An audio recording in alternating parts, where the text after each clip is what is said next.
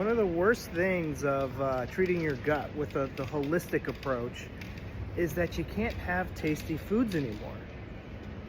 Like, why go to Europe if you can't eat every croissant you see? This might not look like the best croissant ever, but the taste is really good. I've had so many croissants since I've been here in Europe, and I think this one is my favorite by far. When I was in Europe 5 years ago, I was on a strict diet. I was still super skinny, still had a ton of symptoms because I hadn't addressed the real root cause.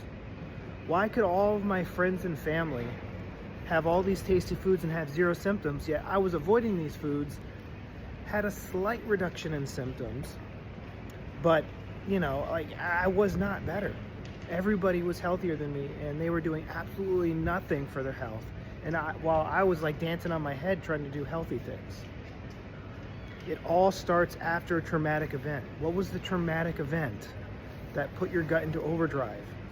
I have a 13-day protocol that goes into much more detail on how to do this. But you could watch the free version of my 13-day protocol and you could be having gluten and dairy, like literally just by watching that video. Your mind, your brain controls the whole body. And most of what happens in the digestive process is it's a subconscious process. You can't be like, all right, I'm gonna think, I'm thinking, I guess, to move my arm.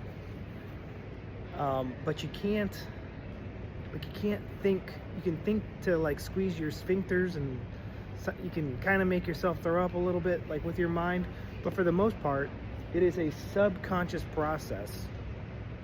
And so subconsciously, there's something hard to digest in your life that we need to bring to consciousness. And that usually makes it stop. And that's what my 13-day protocol does, is it helps you bring it to consciousness. There's a pigeon down here. He's like, please give me some of this croissant.